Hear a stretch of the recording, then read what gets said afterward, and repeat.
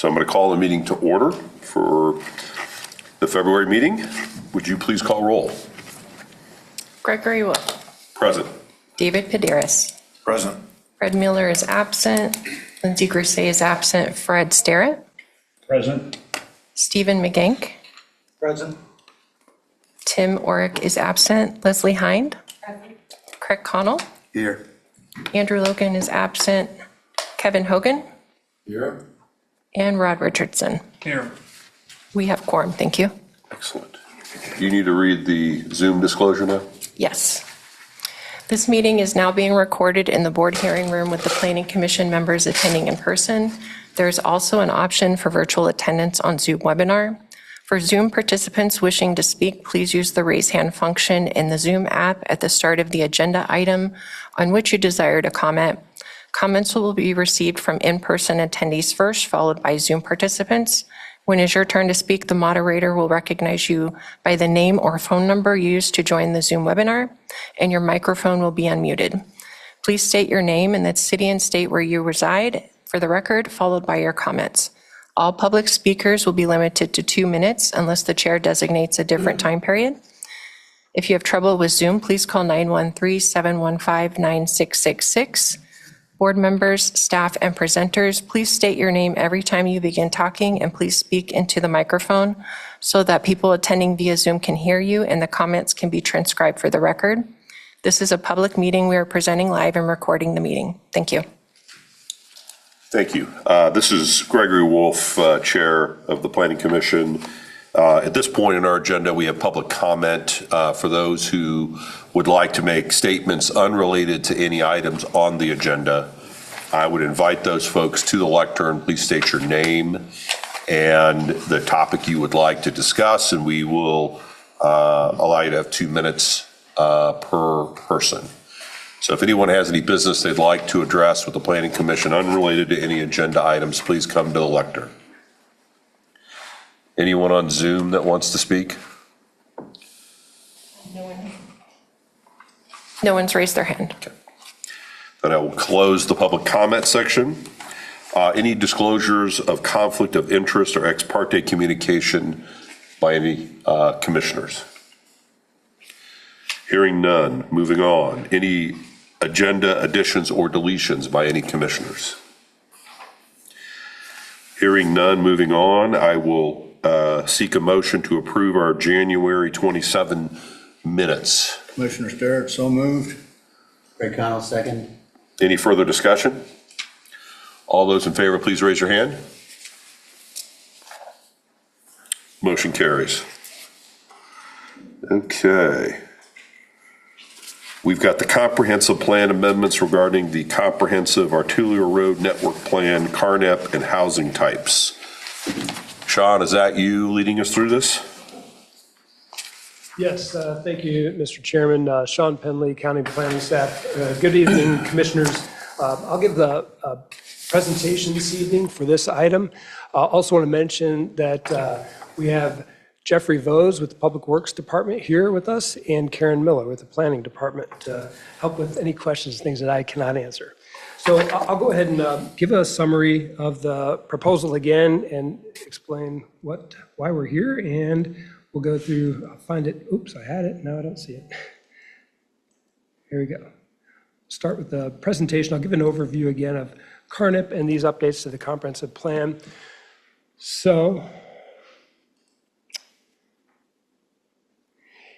just to first start off with a timeline, just as a reminder, where we've been on this subject for the Comprehensive Arterial Road Network Plan update.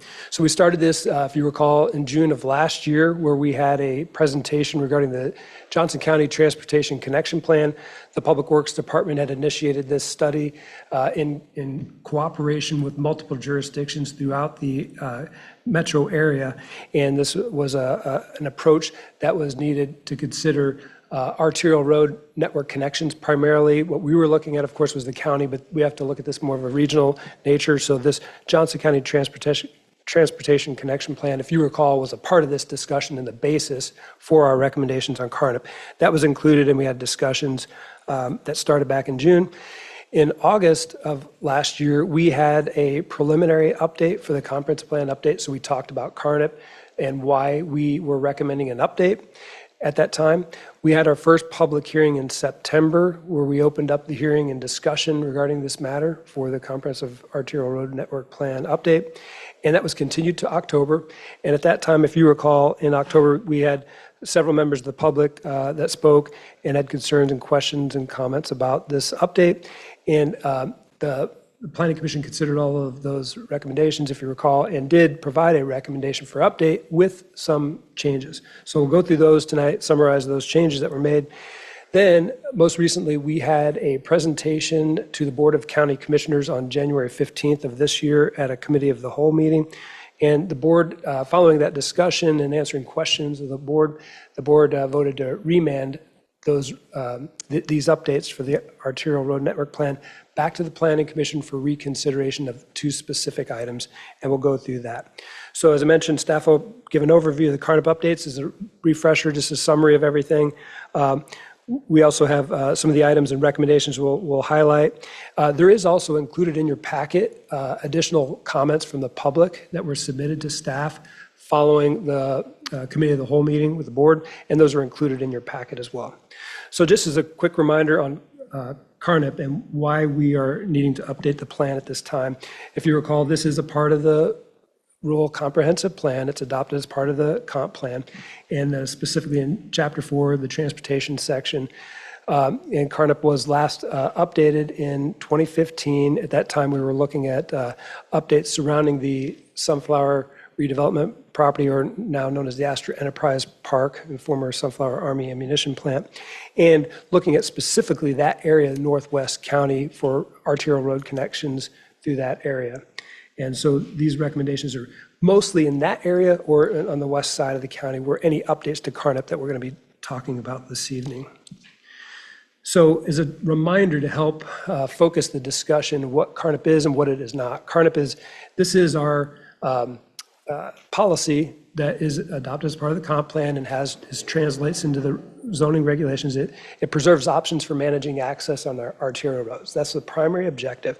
So it sets those guidelines for future road improvements to ensure safety, efficiency, durability, and it helps reserve adequate street right-of-way for potential roadway improvements. And another big aspect of this, the purpose is to inform the public about arterial road types and access. Specifically, what we're talking about is any future plans and changes to properties that front along arterial roads. So this ties into the zoning regulations, and we do have adopted requirements for street right-of-way and driveway spacing, depending on the type of designation you are for your Carnip type of road. There are very specific requirements that apply if you're looking to subdivide your property or build new driveways on arterial roads. Carnip is not a construction document or schedule. It's not an alignment study. There are no roadway design plans associated with this update, and there are no specific roadway projects or construction projects planned as part of this. Those would be totally separate and needed when warranted upon review by the Public Works Department. And they're mostly regarding safety improvements, if there are improvements, but Carnip doesn't tie into any of those specific projects. So just as a reminder, at the last Planning Commission meeting regarding this update, if you recall, the Planning Commission did recommend approval of the amendments to Carnip with two exceptions. Edgerton Road as a Type 3 2-lane Carnip route instead of a Type 3 4-lane route from 215th Street to 143rd Street. That was what was originally recommended by staff, if you recall, was a Type 3 4-lane road. After discussion and hearing all the public comments, the Planning Commission made the motion to revise that to a Type 3 2-lane route. In addition, there was an additional motion to explore alternatives to the Edgerton Road as a north-south alignment for arterial road. If you recall, that was a request by the Planning Commission to consider that for future connections from Astor Enterprise Park and throughout that northwest part of the county. And so those were both forwarded on to the Board of County Commissioners, and staff did present that at the Board of County Commissioners meeting, the Committee of the Whole meeting on January 15th. So after discussion, the board did recommend and did vote to remand this update back to the Planning Commission, the full update, with two specific items to reconsider. and I'll mention those and we'll highlight those next. So in that discussion at the Board of County Commissioners meeting on January 15th, some of the board members indicated they were in disagreement with the recommendation to revise the Carnap route for Edgerton Road to a Type 3 two-lane road because as recommended originally as a four-lane route, those Carnap routes are designated and should reflect the recommendations from the Transportation Connection Plan. Specifically, what that means and what I think their intent was is to make sure that the public was aware that they had the most accurate information about what would happen for future, what types of forecasts or volumes are planned in the future for that arterial road. And I think some indicated if there was a change to a two-lane road, that's not being totally transparent and open to the public. That would somehow maybe potentially restrict future development or future capacity of the road. But the models, as the models showed, and the basis for our transportation connection plans show, there will be increasing traffic along Edgerton Road, and it should reflect that. That's what some of the board members indicated, and they wanted to reconsider. Some of the board members indicated support for the compromise of having Edgerton Road designated as a Type 3 two-lane road, felt that was a good compromise, trying to address some of the concerns of the public and what was recommended by staff. So I think there's kind of a split there. We'll have see what the board wants to do ultimately, but that's there's two different opinions that were expressed at that meeting. Some of the board members also did not agree with the recommendation for additional study of Edgerton Road as alternatives for north-south alignment. I'll share a little bit more in detail about that as well from staff standpoint. But the board members didn't think that that was necessary. The board also did not identify any other items that they felt were needing to be reconsidered. So if you recall, as part of this comprehensive plan update, there were several other items. We looked at several other route updates to Carnap routes. There were no other specific roads that they recommended looking at. They agreed with all the other recommendations as proposed. Also, they did not mention anything about any of the other items, such as the housing types and other policies that we're recommending in this update.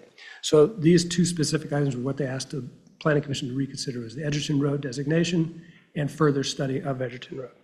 And so they did agree to remand these proposed amendments back to the Planning Commission for reconsideration, as mentioned. So just as a reminder now, I'll share the two maps. One, the first map that was presented to the Planning Commission on October 28th of last year for the Carnap update. So this is showing the proposed changes for the Carnap routes that are identified here. And specifically, we've circled Edgerton Road from 143rd to 215th. As staff had presented at that time, we were recommending the entire route for Edgerton Road in the unincorporated area to be a Type 3 four-lane road. And that's what this map is reflecting here. After the discussion by the Planning Commission, you recommended a change to the two-lane, Type 3 two-lane route, and that's what's reflected here. So this is just a simple change of the line designation. There's a very subtle change between a Type 3 two-lane and a Type 3 four-lane. It's just a heavier or a lighter weight green line, excuse me. So if you see a comparison, see Edgerton Road, it's the lighter weight two-lane road. There are some other routes such as 151st Street, 199th Street, that do show, and 175th Street, that do show the Type 3 designation. Purple lines are indicating a Type 2 Carnap route, and then the gray lines are the Type 1, which are the lower capacity, least restrictive routes. So again, the Planning Commission recommendations specifically, there was also a discussion, if you recall, about 119th Street, a reconnection on the west side of Astor Enterprise Park. At the request of Johnson County Parks and Rec, we removed that connection because there is future parkland planned in that area. And so the Planning Commission had no concerns with that, and it was recommended we not show a connection there. Also then, of course, the recommendation for Edgerton Road to be designated as a Type 3 two-lane road, that was recommended. The board did request to reconsider that Type 3 designation for a four-lane and also reconsider the option for studying alternatives to Edgerton Road. So just as a reminder, the staff has included a memo in the packet here with some of the recommendations and what we had discussed. Just as a reminder on the additional study, the reason why staff does not believe that that's necessary at this time, The Transportation Connection Plan outlines everything that we have today that are recommended routes, which are generally following existing section line arterial roads.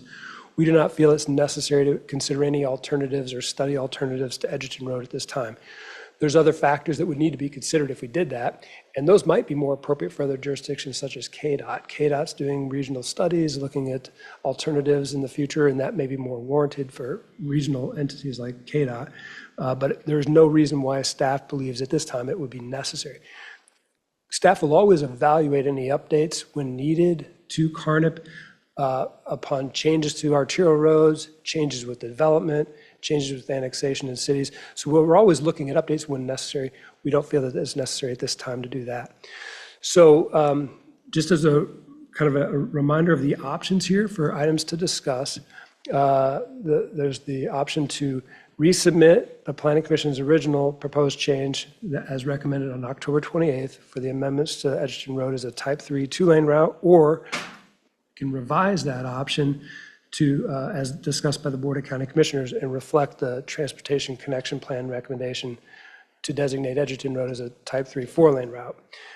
The other item to consider this evening is the recommendation for further study of alternatives to Edgerton Road as a north-south Type 3 route. We do have a suggested motion here that summarizes that with the recommended change. We're happy to answer any questions. We also do have, if necessary, to answer any specific questions, we do have the presentation that was presented by HNTB, who is the consultant that staff worked with on the update to the Transportation Connection Plan. We can refer to any details about that or answer any questions. As mentioned, we have Public Works staff here as well. So we're happy to answer any questions and look forward to any change in motion. Thank you.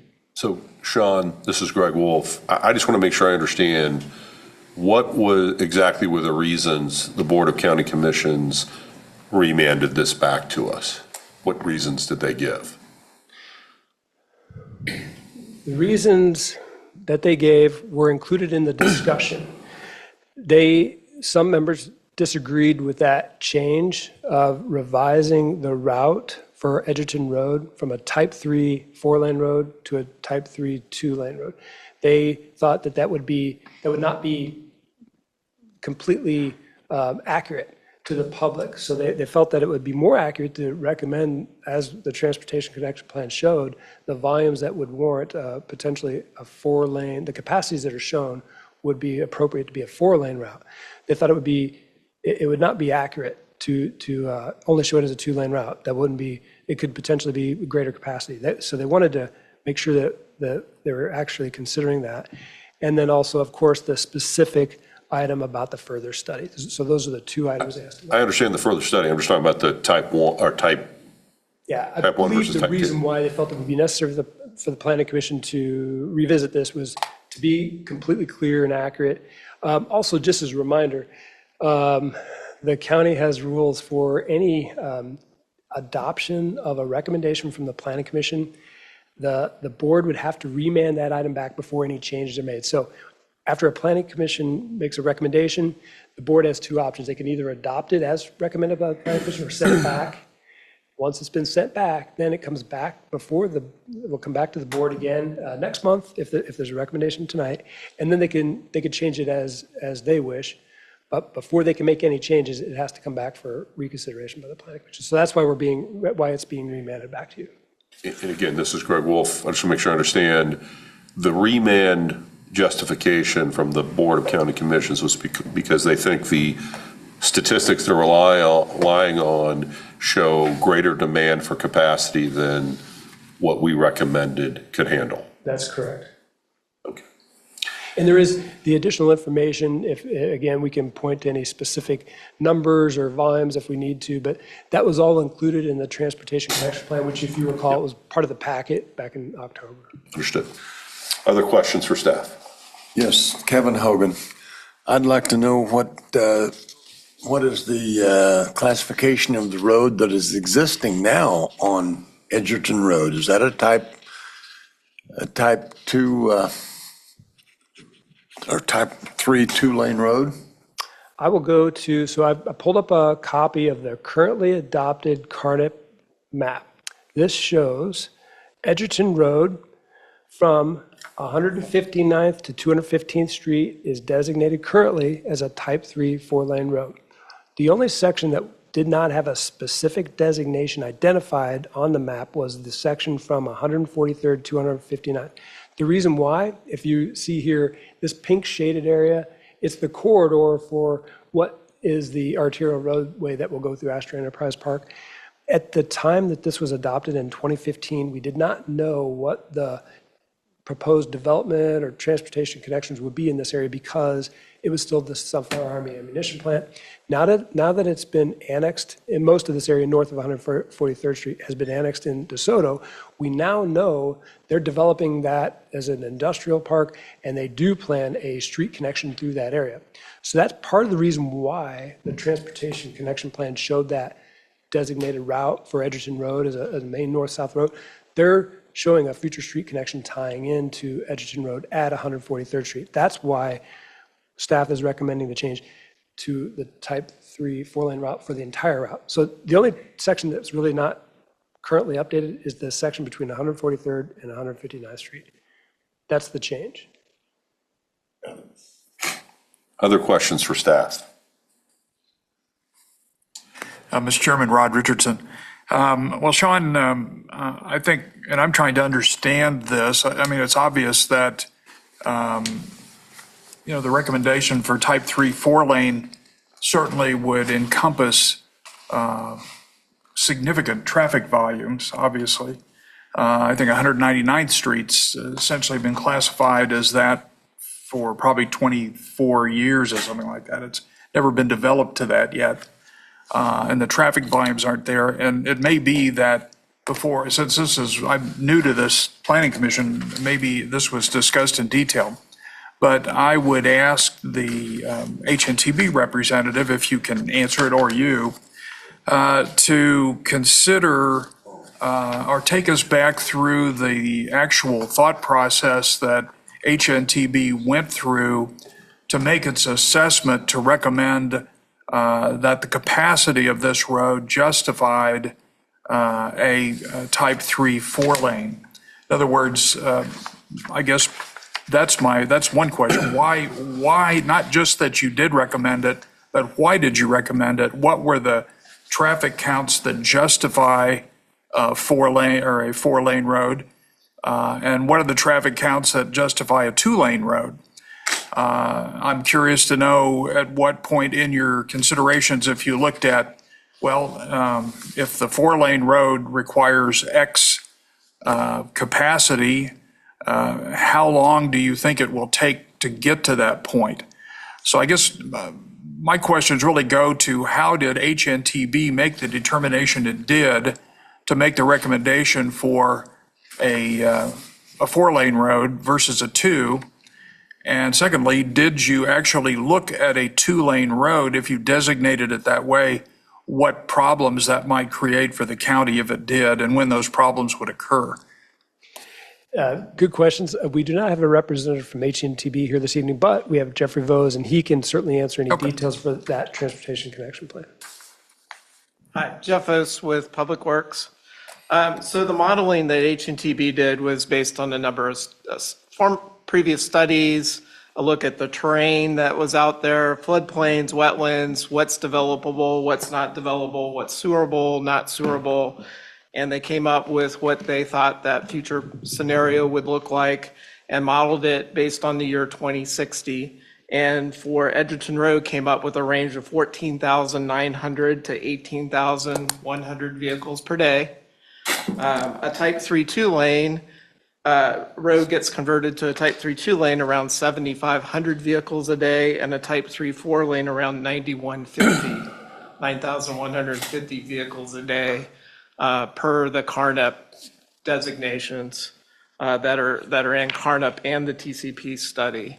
So it's significantly higher than that 9,150, and that's where they came back with that warrant for that 4-lane. There is no timeline for this. This development can come in suddenly, it could come in slowly over time. This was just the modeling window that we chose was to be 2060. So there is no timeline associated with it. The issue comes in when you start putting too much traffic on a two-lane facility. The more left turns, the more entrances it has on it, the more intersections it has on it, the lower the level of service is for a given amount of traffic. So a two-lane facility that had no entrances, was totally access controlled for miles, could run up to 20,000 vehicles a day. It's all those entrances and all those side roads that CARNEP tries to keep control of that helps that designation. So the higher it gets designated and the more the access is controlled, the longer it would be until it needed to be 4-laned. So it actually would extend the life of a 2-lane with that CARNEP Type 3 4-lane designation.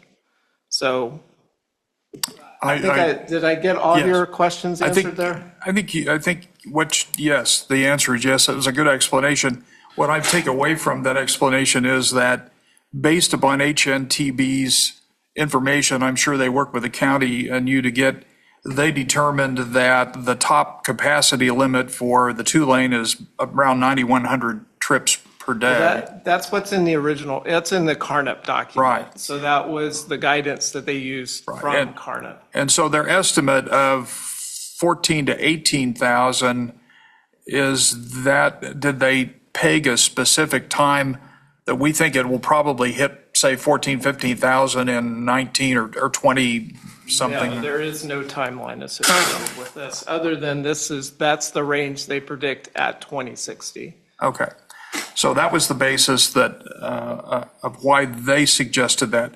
Now, my understanding is that, from talking with Sean, that the width of the right-of-way, et cetera, would be the same for 2-lane or 4-lane.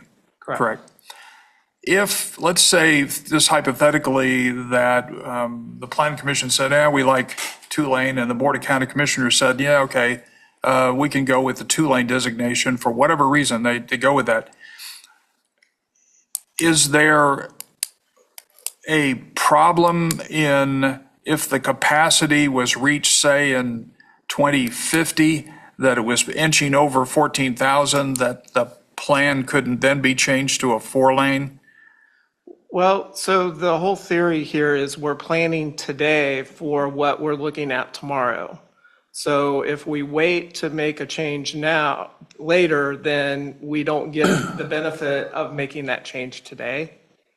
Ultimately, the requirements for the 2-lane and the 4-lane are the same for right-of-way and spacing. That doesn't really necessarily make a difference. What will make a difference to the homeowner out there, or somebody wanting to build, is maybe how close to the road they want to be. So with a 2-lane, you can be a lot closer to it, not thinking that, well, that road is now going to be the median and you're going to have 2 lanes moved further out, closer to whatever home I might want to build out there. And I think that's what the board was trying to get at, is that they wanted to be transparent with the property owners based on the traffic volumes in the study, what could potentially happen out there. Right.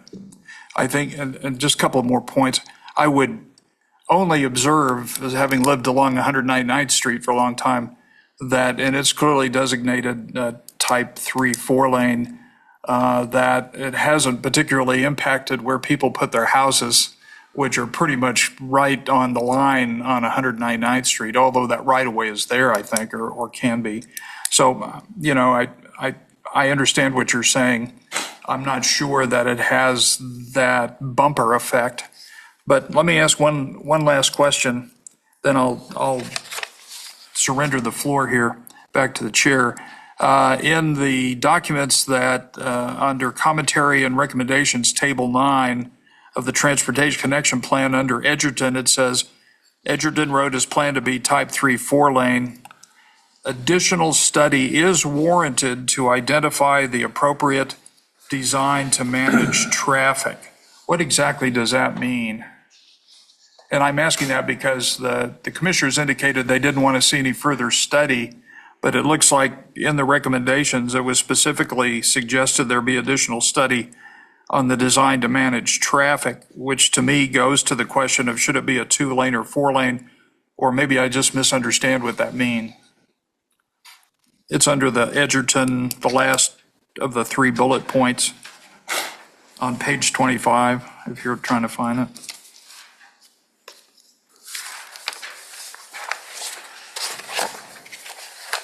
This is Commissioner McGann, just to make a comment on that, I think what that was about was that was a recommendation we made to them, and they were kicking it back to us saying they didn't want it. Am I correct on that? Sean Penley, planning staff. Yes, but the board was saying that there was the board didn't feel that there was any need to have a further alternative study for Edgerton Road other than what was being presented as part of Carnap at this time, meaning, as staff had indicated, we didn't feel it was necessary to do any further study for alternatives to Edgerton Road. I think what the interest in the Planning Commission had mentioned in October was maybe we should further evaluate alternatives to Edgerton Road.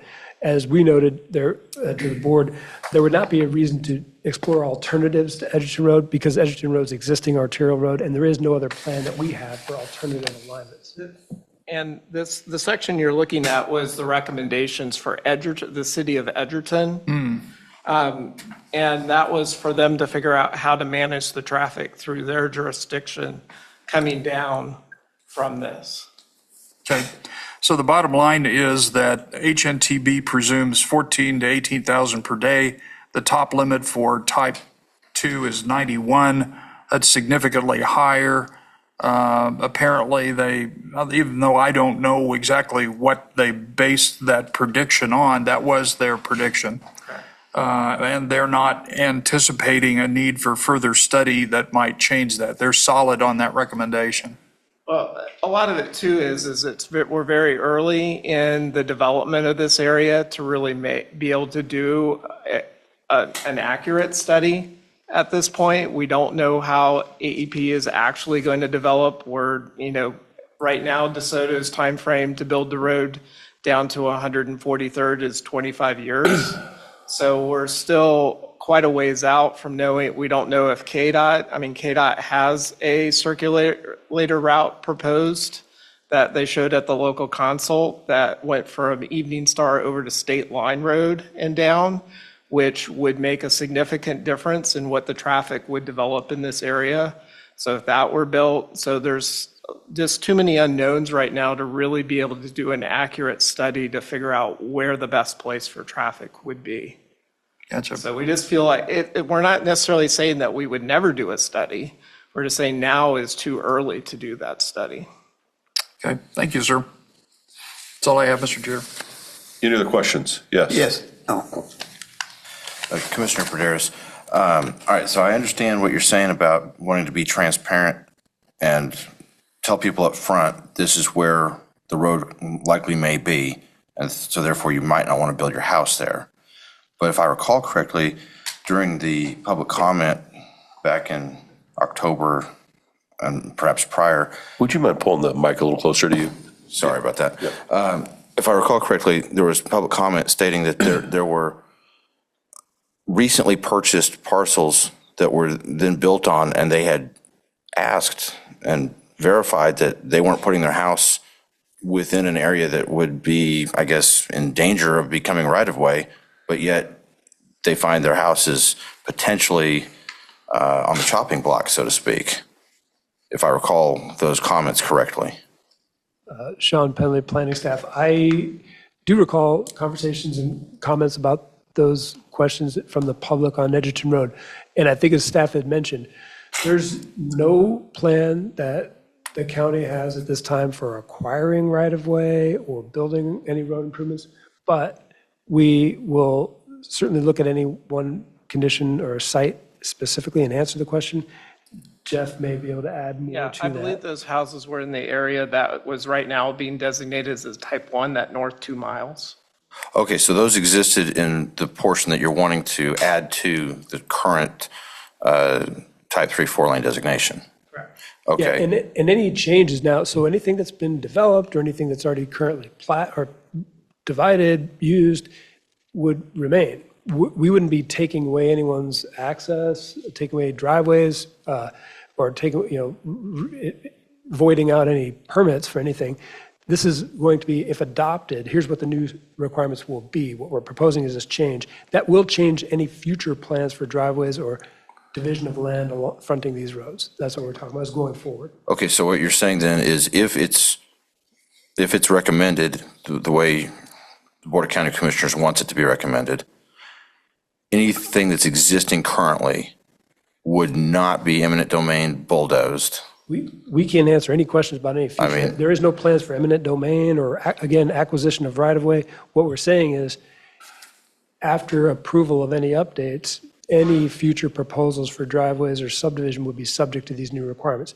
As to what would ever happen in the future, whether any right-of-way is ever needed, would purely depend on when there's a demand for improvements of the roadway. We can't speak to anything, future conditions. What we're saying is the requirements that will apply based on CARNIP are for any proposals for driveways or division of land. Yes, I fully understand that it would impact any new building, proposed new builds going forward. But what I'm mostly concerned about is, I know there's several homes along Edgerton Road that, obviously the owners are concerned that their house may get gobbled up and they no longer have a home. What assurance do they have? Do they get grandfathered? Is there any kind of? They don't. So when you're doing an expansion project, you need the right-of-way you need. Obviously, we would try to design things to avoid home takings wherever possible, but any unincorporated road designation 1, 2, or 3 in a situation where we're doing a 4-lane expansion, there are homes that could need to be taken as part of that. So they're just out of luck. Well, but it's not just specific to this group of people. It's specific to any group of people on any unincorporated section line road that were to be expanded to 4-lane. Right, but you have to understand in unincorporated area, it's not like you build a house in the middle of the section. You have to be on the road. Correct. Yeah, so how do these people know that they're going to still have their house? I don't understand how we can look them in the face and honestly say, sorry, you just chose a bad place to live. That doesn't seem right. It's just partial with, even in the cities, when they do boulevard improvements, there are houses that are taken. It's just a fact of life that if a roadway winds up getting expanded, there is going to be right-of-way that's needed for that. Sean Penley, planning staff. I'll also add, just because there might be ultimate improvements to these arterial roads doesn't mean that a house is going to have to be condemned or a full eminent domain situation. There may be additional right-of-way acquired, and the houses that are built may be allowed to remain. It may just be that have a smaller setback. There may be things that were maybe done in the future that could be done without acquiring or needing to condemn a property. But the right-of-way that's needed is dependent on any improvements needed at that time in the future.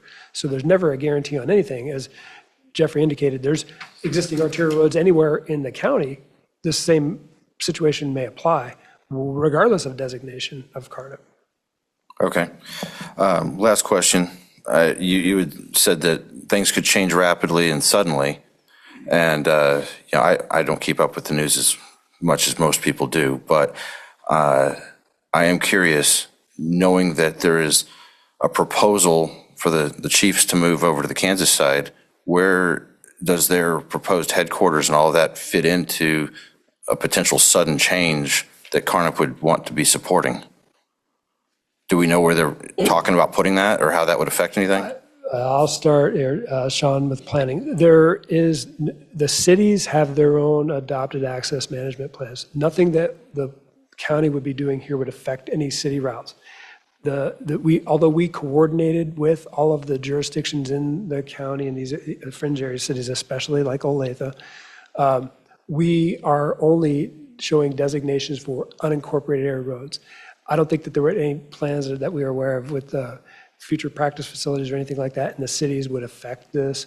They'll have their changes to their transportation plans as needed. So as the recommendation from this Transportation Connection Plan identified, each jurisdiction would adopt their own designated routes or plans, or like for us in the county as CARNIP, cities have their own designated plans and they would update those as necessary. But they're going to rely on the same information that was presented from the Transportation Connection Plan. Okay, thank you. Craig Connell, a couple of questions. Regarding the study, the further study, I think I'm the one that proposed that last time at our meeting, but, and I understand that you think it's too early, but the longer we wait, the more expensive whatever we're going to change to, if we change, becomes. So if we need to coordinate with KDOT and Douglas County to figure out if Eastern Douglas County is a better place to put this alternative north-south route, I don't know why we wouldn't do it now so if they need to change some designations in Douglas County on type of roads, now's the time to do it, not 20 years down the road when all of a sudden you got twice as many homes on East 2300 Road in Douglas County, which is, to me, a very sparsely populated road. It's only 3 miles west of Edgerton Road, be perfect north-south corridor. So I don't understand why. Surely we got to coordinate with KDOT and coordinate probably with So KDOT Douglas County on that, but. KDOT does have a plan that at the last local consult, they were showing an alignment that went from Evening Star out over to State Line and down that way. So KDOT does have a plan. They just don't have any money to execute it. And it did not make it move. I don't believe it's moving forward out of the local consult into the planning pipeline. So they have identified a route. There is no timing as to when or if they would, or ever if they would build it. So it'd go from Evening Star, which will be a 4-lane road already. Just for the board's notification here, DeSoto's already building the first half mile south of 103rd Street as 4-lane road. They're doing that right now. I live a half mile from there, and so I watch it every day. And so that's already started from the north, going south on Evening Star. That's 4-lane road. So I think this will happen faster than you think. Personally, that's my opinion. But I don't know why we don't study it. Frankly, I don't understand that. I agree. I think that I don't understand why we can't study this more and figure out an alternative or. Sean, this is Greg Wolf. I just want to understand if we send what we previously sent to the Board of County Commissions under the procedure you explained, they can then change our recommendation or ignore it, I guess, and do what they want. Is that correct? That is correct. So regardless of the recommendation from the Planning Commission now, the next time this comes back before the board, they can choose to amend it and revise it at any way they choose, and that would not require any further remand or special vote. That's correct. But they asked just to reconsider this again for discussion, and then this recommendation, you have the option either to recommend the same recommendations with changes to Carnap or revise that. That's correct. So the vote to remand, was that a unanimous vote? It was a unanimous vote to remand. There were differences in opinion for things that should be considered, and I think some of the board members had different feelings on what would be appropriate for the Carnap route. I think there's kind of a split there. I don't know the numbers, but it was a unanimous vote to remand it back for consideration because they agreed. If any of the board members, I think, felt it was necessary to reconsider this, then we should all do it. And then they understand when it comes back, they can decide to do whatever they wish. And my last question is, based on, I assume you were at this meeting? I was. Okay. So based on what you saw and the discussion you saw, do you believe there's a majority of the commissioners that would vote to adopt the type 3 4-lane over our recommendation of type 3 2-lane? I don't think I could speculate the numbers and whether or not there would be a majority that would support to approve that. I really don't know. I honestly don't know the numbers, but I think it's very possible that that could happen, yes, that they could change this. Yes. So I'm going to turn to my fellow commissioners unless there's any more questions for staff. Mr. Chairman, Rod Richardson, just a follow-up. You indicated in response to some of the other questions that as to what happens with this road when it goes through a city, that's up to the city, correct? Correct. Okay. So here's a question for you, and I'll just give you the analogy because it's going on right now. 199th Street is clearly a type 3, 4-lane designation. On the stretch between Metcalf and Antioch, it's been improved to basically a type 3, 2-lane, and now Spring Hill is connecting, I guess, Woodland Road to Ridgeview Road to Renner Road to what would be a type 3, 2-lane improvement, which is obviously not consistent with the county's plan. So how does that affect things? In other words, we could designate this a type 3, 4-lane, but as with 199th Street, let's say if Overland Park or some of these other cities push annexations to the south, they would, they could simply decide that they're going to be consistent across that stretch of 199th and make it all 2-lane. So I guess my point is, if that's the case, then one of the major disruptors of this would be whether a city suddenly finds this road within its jurisdiction. They could simply decide, 2 lanes enough. I will start by saying Jeff may want to elaborate on this, but once the city's annexed, the properties fronting the arterial road, that is correct, they have jurisdiction over what designations they have for their particular transportation plans. This update to Carnap only affects those areas that are unincorporated. They do, though, rely on the same information from the Transportation Connection Plan, and there's always subject to change. There's never, I think, a case where a city would say that this is never going to expand, any arterial road would never not expand a 4-lane. They absolutely do that. I will tell you, the question is when. When does the development and the traffic volumes warrant the expansion? That's really the only question. They probably don't have any individual jurisdiction doesn't decide not to do it because they never want to expand. They're just saying at this time, we don't think it's warranted. Right. And so just by example, for those folks that are interested in this, I think the conclusion you almost have to reach is, well, no matter what we designated, it's subject to change in the future based upon differing traffic circumstances, differing city jurisdictions, et cetera, at the time. So it's not essentially being carved in granite. It's simply a designation to cover an estimated traffic count in the future at some point. The roadway type will be determined by facts that develop in the future, essentially. That is correct. That's an absolutely good way of looking at it. The actual improvements will depend on what is needed at the time it's warranted. What we're really developing this policy for, really, and the reason why it's adopted as part of the comprehensive plan is it's setting forth the policies for right-of-way, capacity, and driveway spacing. That's what really the purpose of this is for. So we're just trying to limit access on arterial roads where it's appropriate.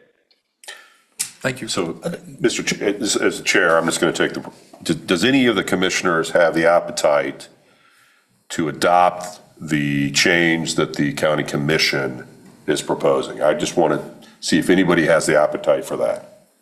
I'm leaning that way. Okay. I was going to make a comment if I could do so Okay. now. And I think in the group here, when we made this decision, it was a compromise. We had more people in this room at that time than I'd ever seen in here before, and a lot of them were fairly angry about it. And so I think as a group, we said, hey, let's try to do what we can to compromise that. After we met on the next session, we made that compromise thinking that we'd done something good. We had more angry people than I think we would have had before if we'd have stuck with the type 3 4-lane. And it was kind of interesting to me that, this guy said, you've done nothing for us. And so I'm looking back on it, and I go, well, maybe we didn't do anything for them. And what it looks like we're trying to do, if you designate this as a type 3 4-lane, is just to avoid problems in the future. Driveway access, spacing limitations, and things like that. And I find myself leaning more towards that way the more I understand it, that all we're trying to do is avoid people building homes in a bad spot, building homes where they shouldn't be building, putting more driveways, and this may happen anyway, it sounds like.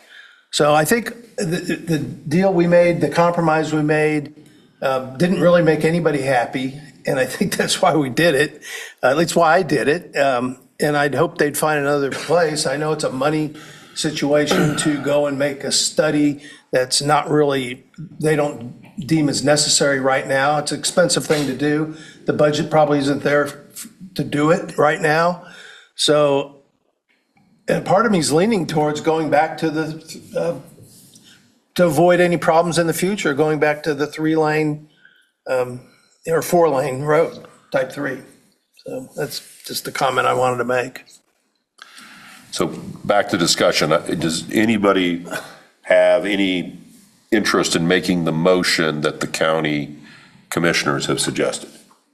Well, Mr. Chairman, Rod Richardson, I want to hear what everybody else has to say before I make any decision about anything on this, because that's why I had these questions. But two things come to mind, and I voted for the Planning Commission's view of this in part at the time because we didn't have nearly this specific of information at the time from Sean or Mr. Voss or what's been presented. In my opinion, I think this clarifies it. I certainly understand what the folks there are concerned about, but the truth of the matter is, if it's a type 2 or type 3, it's the same setbacks, the same right-of-way dimension issues. And as a practical matter, They're all type 3, just to be clear. Right. Yeah. The one thing you don't want to do or wouldn't want to do here is, have a right-of-way dimension that allows people to build a lot of stuff too close and then decide you need a lot more right-of-way later. Well, that unfortunately puts them in a condemnation situation and costs the county enormous amounts of money to pay them for the value of that property. So I don't truthfully see that there is any significant harm to the folks that live along that road, whether it's designated a type 2 or type 3 at this point. And I would add. We're not designating a type 2. I mean, type 2, yeah. Type 3. Type 3, 2-lane. 2-lane or 4-lane is what I mean. Yeah. But I also think you need to consider the fact that, as is the case on 199th with Spring Hill on one end and Overland Park on the other, with their annexations and potentially probably Olathe and others in the future, that may never be a type 3 4-lane. It may only be a type 3 2-lane once the annexations occur. So there's so many variables, as Mr. Voss points out, that could change this. I don't see any harm to the ownership out there in jeopardizing them in any way if we go back to the type 3 4-lane. And nor do I see any harm to the county in doing that. I think it essentially protects everybody by saying we're going to have these placeholder dimensions that are going to keep people from mistakenly putting something where we might need to take it away from them later. And I think that's a fair way to do it. It's worked well on 199th Street, and I think it would work well here, even if it never becomes anything more than a 2-lane road, which if you go to 199th Street, that's certainly the case, despite its designation. Thank you. This Commissioner Starrett, let me just say I agree with that position. Any other comments? I have one more comment, please. I'm Kevin Hogan. Thank you. But my comment is we can avoid, well, let me start over. Back in October, I made the comment that why didn't we move this road, and you can put any type of road in there you want to, on Evening Star Road, which is a half-mile west of Gardner Road. And the reply was that it was too expensive. In my opinion, let's look at it this way. How much does it cost to pull up all of Edgerton Road and rebuild it into a 4-lane or 2-lane, whatever we've decided on? Whereas if we go a half-mile west, we don't have to worry about moving utilities. We don't have to worry about picking up old road and building a new one. And that has kind of bothered me ever since, that I didn't ask more questions at that point. So I'd like to see a study of doing Evening Star Road instead of Edgerton Road and make a lot of people happy. Yeah, I understand that. We've looked at that alignment, and right now Evening Star is not cut all the way through, and that's for a reason. There's huge floodplains through there that would require massive bridges that are just unbelievably expensive. We're looking at almost double the cost of that alignment versus almost any other alignment. So there's a reason, I mean, if it were easy to do, Evening Star would be cut through all the way north-south now. So like you've all done the a other study on this? You've done a study on this? We've done a quick look at it. Edgerton brought this up as an option, and we took a quick look at it, and it's just, the floodplains are just massive through there. All right. Any other comments for staff? I guess I hear what you guys are saying, and I totally understand that this may never happen, and it's just a plan, and it's Move a good little to closer to the plan. mic. Oh, sorry. And it's good to plan for the future, but I also feel bad for, like, being a homeowner and knowing your house is already that close. How can you plan for the future? Like, you want to build a barn, you know, your house might be tore down in 10 years. So I just, think about that for the homeowners. Commissioner Paderas. Yeah. Chair, would it be helpful to solicit comments from public? I think there are some people here who want to comment on this agenda item. Sure. Would it be helpful before we voted? Yeah, it's not a public hearing, but we can certainly make an exception if the commissioners would like to hear from the public before we act. Is there any appetite to doing that? I see no problem in doing that. I mean, Okay. these people pay taxes, they live there, they ought to have the right to say what they want. Okay, so I have a sign-up sheet here that was given to me. When I call your name, please come to the lectern. You have 2 minutes, and I will let you know when that is happening. I think there's a clock up there you can see yourself. Becky, and I apologize if I mispronounce it, Almeida?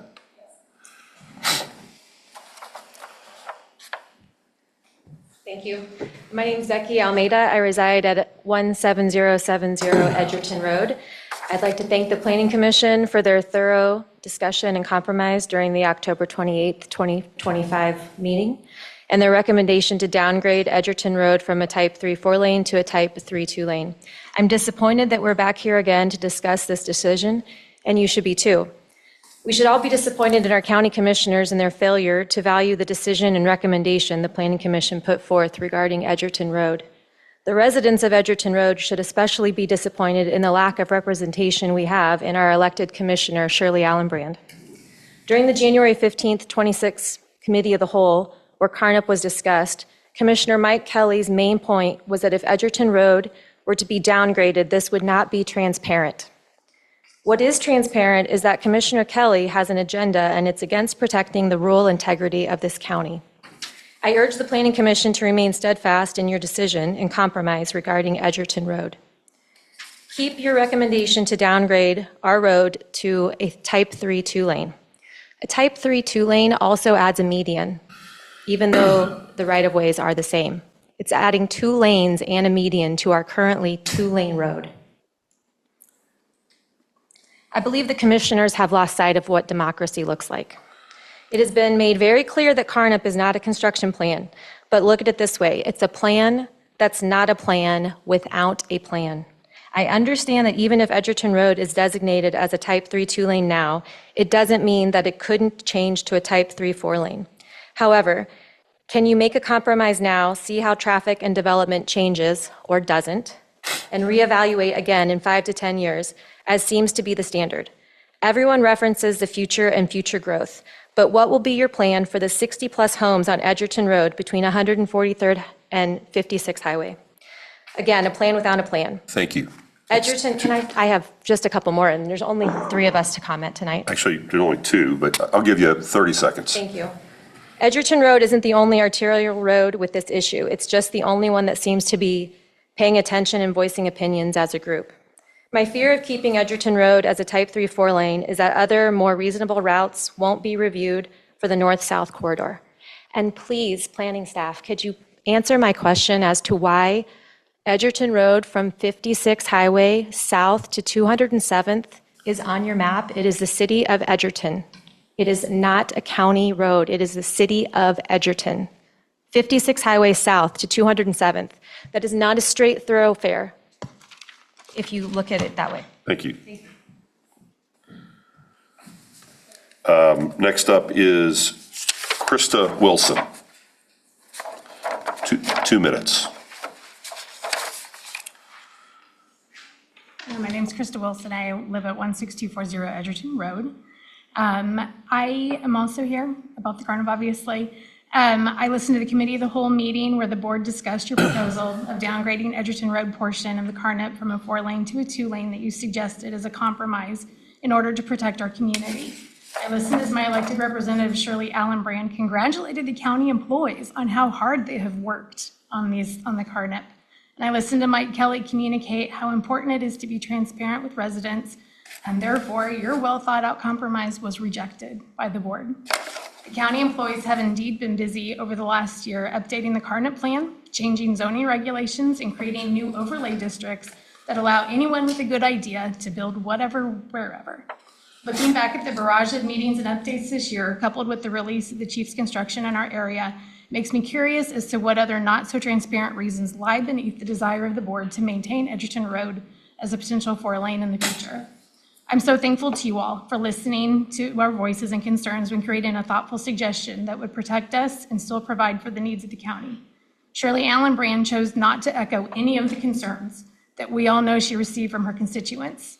Not only did she not communicate those concerns to the committee of the whole meeting, she asked why the county isn't more active in building subdivisions of its own in unincorporated areas.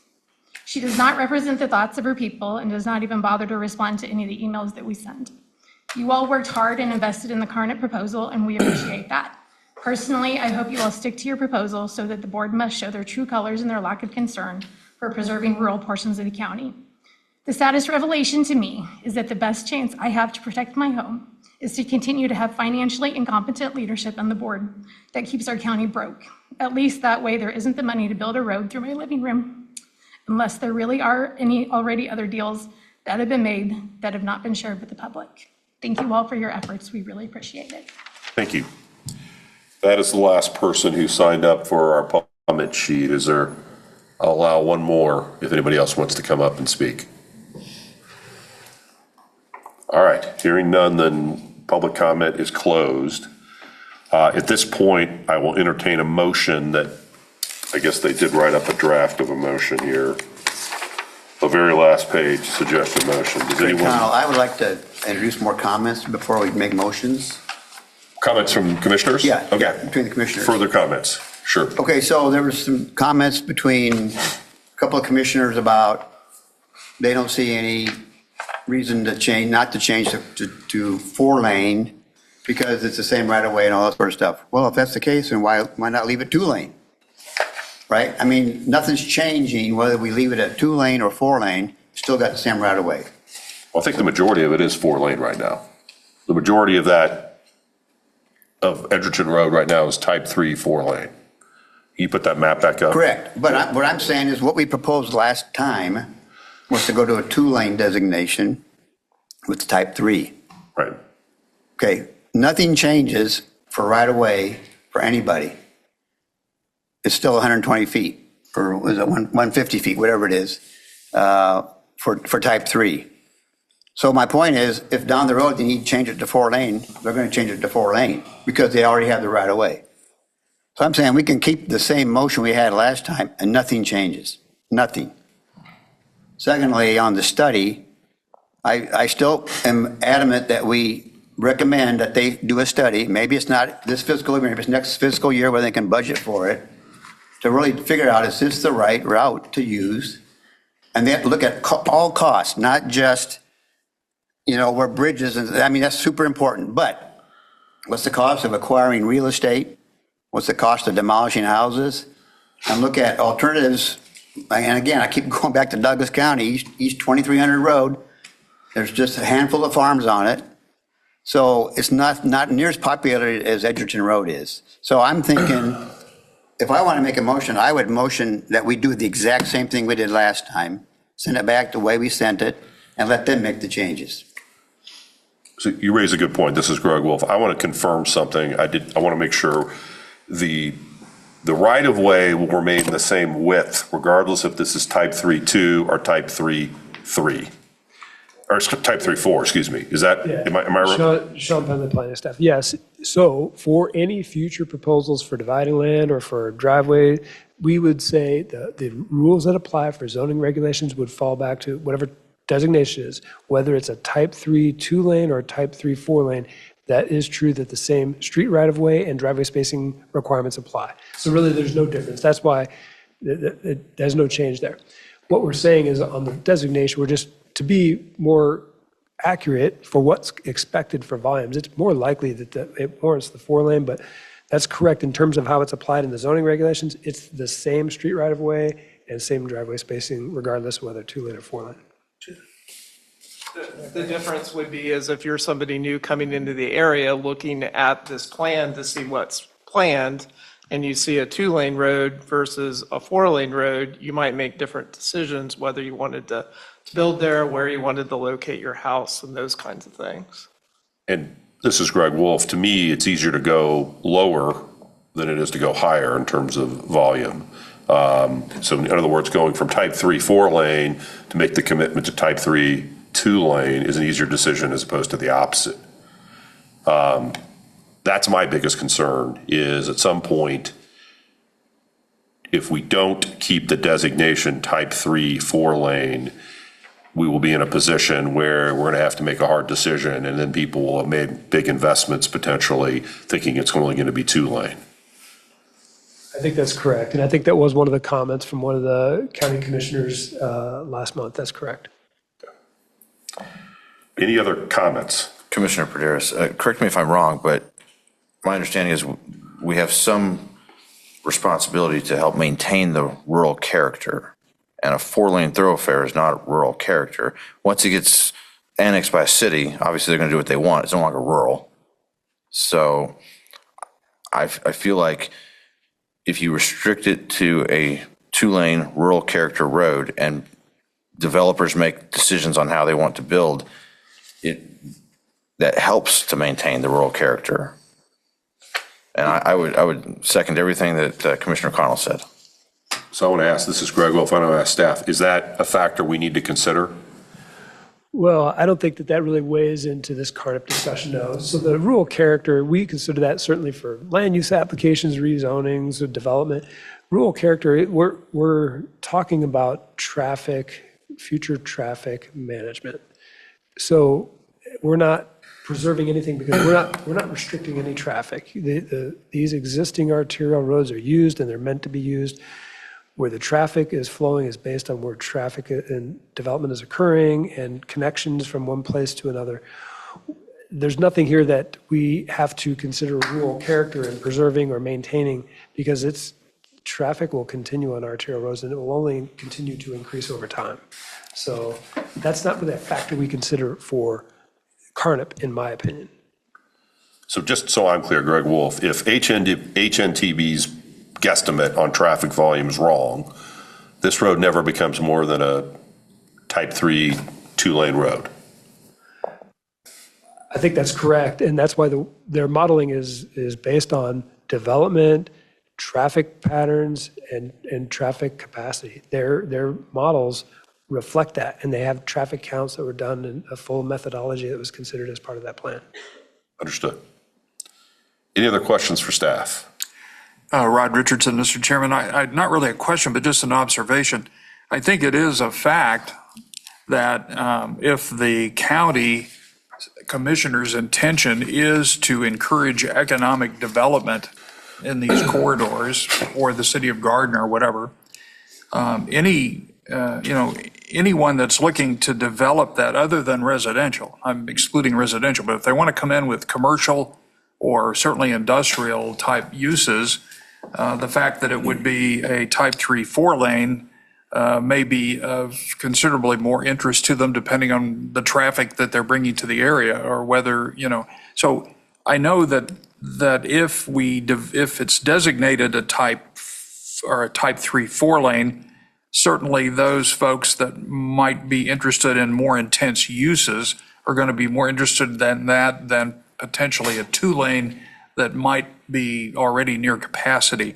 So I don't know, I think there's merit both ways. If it's 2-lane, it may tend to retard significant, intense industrial type development along the corridor. If it's type 4, it would tend to encourage it. And I assume that's something that's in the county commissioner's head one way or the other. But that is a fact of life in the development zoning world that they'll take into consideration. So just a matter of whether you want to encourage heavier development or lighter development. Any other questions or comments? I would entertain a motion, one way or the other, on this issue. Jeff? Yeah, Mr. Richardson, Chairman, Sean Penley, Planning Staff. I just wanted to, I was asking Karen Miller just to kind of clarify when considering future plans for development, I will say, yes, Carnap is a factor in that, but what we actually consider more than anything, when there's any future development plans, what's more appropriate is the minimum infrastructure requirements from the zoning regulations. That does specify roadway width, type of roadway, pavement versus gravel, shoulders, but it's really, that's the more important factor is minimum infrastructure requirements, and that does apply based on the type of use in the future. Carnap isn't as big of a factor, especially going from a 2-lane or 4-lane. That really won't have any much of an impact in terms of a zoning review by the zoning board and board of county commissioners. What's more important is the minimum infrastructure requirements, and that's based on the use. So based on the use and the type of development, that warrants what is required. I wouldn't say that's much of a factor for a developer considering where to locate their project. And also, of course, this is where rural character does go into play. We absolutely consider what is recommended for our policy areas, future land use. Most of the areas in the county are rural areas and have rural land use types. There's only a few areas that are actually designated for like fringe areas that would be appropriate for non-residential development. Most of the development in the county, in the actual unincorporated area, is going to be more appropriate for residential or very low residential or rural development at this time. Okay. Would anyone like to make a motion? This is Craig Connell. I would like to move that we submit to the Board of County Commissioners the exact same motions we made in the October 28th, 2025 meeting. Steve McGank would second that. It's been moved and seconded. Any further discussion? All those in favor, please raise your hand. All those opposed? For record, could we please do a roll call for the Okay, vote? fair enough. Yes, thank you. Gregory Wolf, Nay. David Paderas, Aye. Fred Sterrett, Nay. Steve McGank, Aye. Leslie Hind, Aye. Craig Connell, Aye. Kevin Hogan, Nay. and Rod Richardson. Nay. So we have a 4-4 tie. What do we do now? I believe that is a failure to recommend. Okay. So you can either entertain another motion or you can move forward with that. And again, the board could do whatever they wish, or you could entertain another motion. I don't think it makes sense to entertain another motion at this point unless someone disagrees. Let the board do what they're going to do. Yep. Okay, so Let me see if I understand. You're saying it can go that of the members present, commissioners present, this Fred Sterrett, I'm sorry. Commissioners present, it was a tie, and it can go back to the commission, county commissioners that way. that is correct. So we would take the vote, the roll call vote here that has been presented. It's a 4-4 tie. That would be considered a failure to recommend.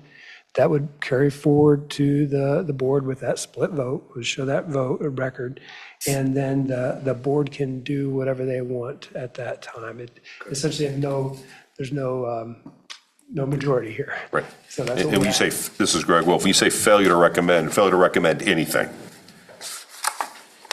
think that's what we would consider this. I may have to check the bylaws or maybe check with legal staff. That would be my understanding of.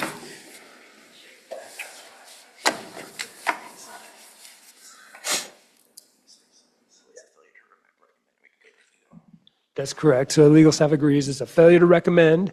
We don't carry forward an actual recommendation, but what we would say is that there was no approval of the motion. They would see the motion that was recommended, see the vote, and the result of that, since there was not a majority, it's a failure to recommend. Understood. Mr. Chairman, might I ask either legal or Sean, if, let's say just hypothetically, I were to make the opposite motion and it carried the same end, and it was 4-4 and we have no recommendation, is there any reason we could not pose a second motion beyond that, saying that given the fact that it's a tie and there's no failure to recommend, we recommend further study of this issue? Not sure what you mean by further I study. may need clarification on that as well. So right at this time, there was the motion and the vote was a 4-4. There's no majority vote here. I think we'd have to have a whole new motion to consider, I think, if there's any further clarification on any one part of that. So in other words, from further study, if I think that would be a separate motion. I agree with that. That's kind of what I was getting at, is if it would seem to be the sentiment, if we have a 4-4 tie, that the scales are pretty much balanced 50-50 in each direction, which might more than justify suggesting additional study on the issue of the merits of 2-lane versus 4-lane. Maybe that's a waste of time, but I'm just asking the question. If there is any feeling that if we can't make a recommendation, rather than simply send it up with no recommendation, it might be helpful to send it up with at least a recommendation that, hey, we suggested in the past there be additional study. We at least want that to happen, if you see what I mean. Well, I think that was a part of the motion. I think we were asking, as was originally recommended on October 28th, I think the motion was to consider Edgerton Road as a type 3 2-lane and for further study. That was part of the motion, and there was a failure to recommend. So that's part of the motion. And so the board would understand that, I think, as part of that. Anything beyond that, to get any further direction from the planning commission, I think we need a separate official motion. Okay. And then the next question would be, can we actually do that since they simply remanded this? And if we then made a separate motion that's over and above the remand, a separate action for which we don't have a public hearing on that issue alone, I just want to make sure we don't get off the legal track here. I think it was a part of the discussion, since that was a part of the motion from the planning commission. I think the board did want the direction from the planning commission on that specific item of further study. Short answer is, from a legal standpoint, as I understand, we can make a separate motion for each item. We can break them into two. I think that's correct. So do you want to make a motion? All right, what I'd like to make this very clear. So I'd like to split this up. And if you could pull the motion, the suggested motion back up on the screen. Yeah, we'll get that ready here. I think it was a slide, but yeah, there you go. All right. What I'm going to do is I'm going to move that we approve the 4-lane type 3, and we'll see what the vote is on that. And then I would make another motion after that regarding further study. We'll see what happens. So my motion is, I move that the Planning Commission recommend to the Board of County Commissioners adoption of October 28, 2025 amendments to the comprehensive plan regarding updates to the comprehensive arterial road network plan, including designating Edgerton Road as a type 3 4-lane Carnap route, and additions regarding housing options in response to the board directives from January 15, 2026 Committee of the Whole meeting for the reasons indicated during discussion. It's been moved. Is there a second? Second. It's been moved and seconded. Any further discussion? Please call roll for the vote, please. Gregory Wolf, Aye. David Paderis, Nay. Fred Starrett, Nay, excuse me. You're voting against the motion? No, aye. It'd be aye. Keep moving the target on me. Yeah. Stephen McGank, Nay. Leslie Hind, Nay. Craig Connell, Nay. Kevin Hogan, Abstain. and Rod Richardson. Aye. So the motion fails. Is What's the there, count? it was 4-3 with one abstention. Yeah. Against. Against, okay. Mr. Chairman, if I might, I would then propose a motion that the Planning Commission recommend to the Board of County Commissioners that it determine such further studies as may be necessary to further consider the issue of whether this should be a type 3 2-lane or a type 3 4-lane based upon the concerns that have been expressed by public comment by various members of this commission, and that such further study be undertaken as soon as possible, as soon as it's possible to do so, and that the results of that study be provided back to the Planning Commission for such further action as it may deem necessary. Is that motion clear? No, I'm not even sure I'm clear on it. I believe we have the record, we have I think we understand the motion, and we could go back to the transcript. We will have the minutes of the meeting, and I think we understand that. Okay. I'm happy with your understanding of what I think I said. Yes. So we have a motion. Do we have a second?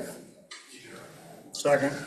It's been moved and seconded. Any further discussion on the motion? Yeah, I'm not really clear what the motion says. Oh, no. I think I agree with you. We can do better than that. So let me take a chance at this one. I suggest that the second item that the county commission asked us to reconsider, we send back recommending that they do the study we asked for the first time.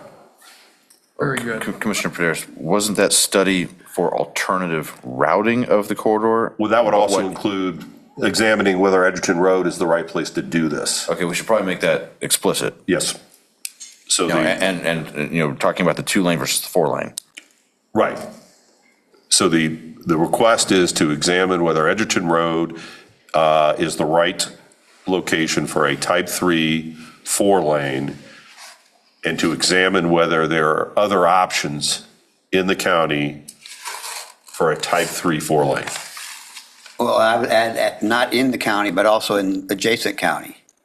Well, I don't know that we can ask them to look at, we can't really force that on another county, I don't think, so. No, Yeah, but this would be a staff- joint KDOT-led Point of clarification, again, study. we cannot change anything or study anything outside of our jurisdiction. I think all that's relevant here is what would be appropriate, again, for Carnap in the unincorporated area for Johnson County.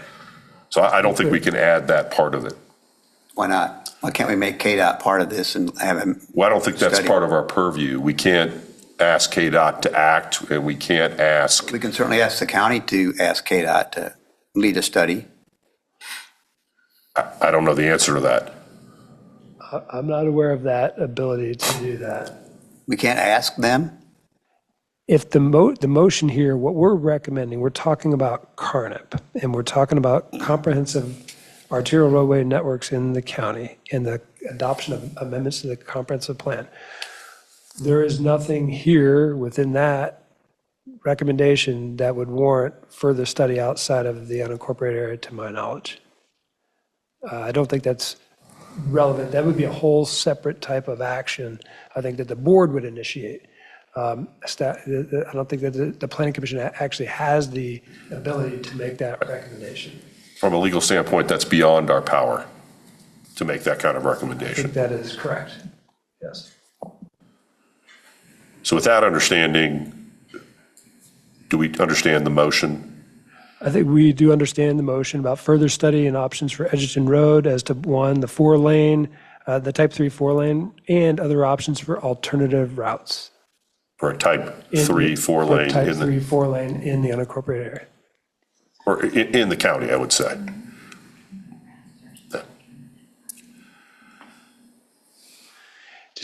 clarification. I'm not understanding. Is this just looking at Edgerton Road and alternative No. types of Let me be 2-lane versus 4-lane? Let me be clear. What we're wanting is someone to look at Edgerton Road to determine if it's the right choice to be a type 3 4-lane in the county, or are there better alternatives to be a type 3 4-lane in the county? Anyone disagree with that? I'll second that motion. Can I ask a question? That's Commissioner Sterrett. Before we get there, it's my understanding that the 111th Street to 143rd Street is projected to be 4-lane. That was my recollection of what we, and that's not ours anymore. I'm sorry, could you state that question On again, please? Edgerton Road, that Edgerton Road from 111th Street down to 143rd Street to the dotted green, well, on my map at least, the dotted green line. That is in the city of DeSoto. DeSoto, and DeSoto is planning to make that a 4-lane road. Is that? I do not know the details for DeSoto's plan. I don't know if Jeff, if you. I don't know if they would build 2 lanes first and then expand when they needed to 4 lanes. Have a road there now at all? They don't have a road there at all now? No, Okay. no. I mean, there's some existing old roads through the ammunition plant, generally along that alignment, but they're nothing that would support that any sort of traffic other than for maintenance in that area. So let me follow Robert's Rules of Order here. So there's been a proposed amendment to the motion. Do you two made the motion and seconded? Do you all accept those amendments as I described them? It's Rod Richardson, I do, yes. Fred Sterrett, I do too. Okay. Any further discussion of the proposed motion before we vote? All right, let's have a roll call vote, please. Gregory Wolf, Aye. David Prederis, Aye. Fred Sterrett, Aye. Stephen McGank, Aye. Leslie Hind, Aye. Craig Connell, Aye. Kevin Hogan, Aye. and Rod Richardson. Aye. Motion carries. Okay. Have fun explaining this one to the We'll Board go of back to County the Commission. minutes. Yeah, thank you. Appreciate it. We appreciate the discussion. We do have the minutes of the meeting. We will be sure to pass that along to the board along with an update. So just as a reminder now, this item will carry forward with the recommendation from the Planning Commission to the Board of County Commissioners for final action that is scheduled for the meeting on March 26th at 9:30 a.m. in this board hearing room. Thank you. Thank you. Mr. Chairman, Rod Richardson, to Sean, you'll have to explain this in any way you deem appropriate, but from my point of view here, I think the fact that we had 2 motions, essentially, we came forward with no recommendation on either, suggests a strong need for further study because it's obviously a significant difference of opinion about this. So that was the genesis of the second motion, that if that's the case at the Planning Commission level, we don't have enough facts on the board for this board, considering public comment, to really make a concerted move one way or the other. And that's the way I see what we're telling the BOCC from my point of view. Certainly, yeah. Again, we'll be happy to share these comments. As stated before, of course, staff's position was we don't feel it's necessary for a further study at this time, but the board will make that decision. We will clearly communicate the Planning Commission's recommendation for that unanimous recommendation, and we'll see what the board recommends. This is Greg Wolf. That's why they were the elected ones and not us. So let's move on to the director's report. What do you have for us, Sean? Thank you, Mr. Chairman, Sean Penley, planning staff. The only items I wanted to mention for Board of County Commissioners' actions were, if you recall, at the last Planning Commission meeting on January 27th, the Planning Commission did recommend approval of the draft regulations for short-term rentals. That is actually scheduled for final action by the Board of County Commissioners this Thursday, February 26th at 9:30 a.m. So they will consider those draft regulations for adoption. And that is the only Board of County Commissioners actions. Oh, one other item, I guess, to note. There was also at the Board of County Commissioners meeting on February, was it 2 weeks ago? February 15th, I don't correct the date, February 14th. February 14th, there was actually the Board of County Commissioners did adopt the consolidation of the East and West zoning boards, so there will be one consolidated zoning board for the unincorporated area. That will be effective on May 1st, so we anticipate the current East and West zoning boards will continue meeting through April, and now that the board has approved that consolidation, new board members will need to be appointed. It will be a 9-member board that will replace the 2 current East and West zoning boards, and we expect that new board, once appointed, the new board will begin meeting in May. So that was one other update we wanted to mention. That concludes board reports. Happy to answer any questions. Any idea what we're doing next month? For future actions, we do not have any items scheduled at this time for the March meeting, so we would anticipate that that meeting will probably be canceled. There's no public hearings. The only updates that we expect for future action, we do know we will be revisiting the draft zoning regulations update.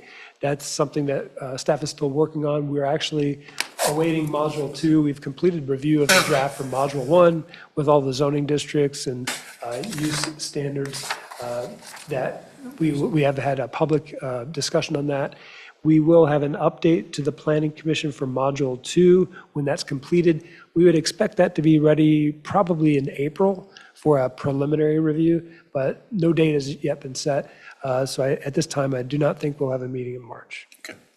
If we don't have a meeting in March, this is Greg Wolf, I'd ask the staff to communicate to us what the Board of County Commission does in response to our votes today on CARDA. Certainly, and that meeting, so that'll be scheduled for March 26th. So certainly following that, we'll provide an update to the Planning Commission, and then, of course, we would provide an update at the April meeting. Thank you. Any old or new business to be discussed? Hearing none, we are adjourned. Have a good evening, everyone. Thank you.